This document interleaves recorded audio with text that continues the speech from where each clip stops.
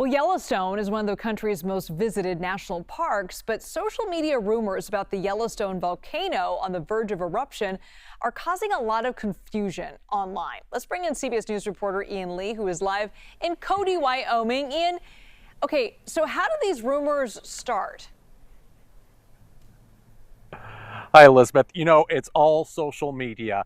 You see these posts online, and if you don't know anything about the volcano or you're just coming across it, I can see how it can be really alarming because that is a super volcano that would have consequences, not for the United States, but for the entire world. You know, I grew up in the greater Yellowstone area, and so we know about the volcano, not really worried about it. But when I saw these posts, I started wondering if it was a bit of a tall tale because I didn't hear anything from folks in the region. And when you look at these videos, you can tell that many of them are AI, so it looks like they were just for engagement and clicks, but they don't seem to have any truth behind them.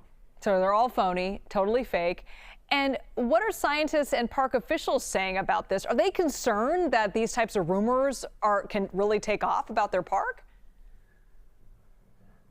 I mean, you know, they wanted to stay on top of this, and I reached out to them just to get what, you know, they were thinking about all this. They said they are aware of it. They said there's nothing going on in the park that's out of the ordinary. They have monitors all over the park. People can go online to the Yellowstone Volcano Observatory and look at those monitors and see what's going on. And also, if you saw something really big, you'd probably have a lot of the media like we are in the park checking it out.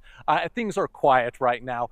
You know, the one thing though is that you do see these videos. They do seem like they could cause an alarm. But the park says, you know, the volcano isn't likely to, very unlikely, I should be accurate, they're very unlikely to go off in the next 1,000 years or even 10,000 years.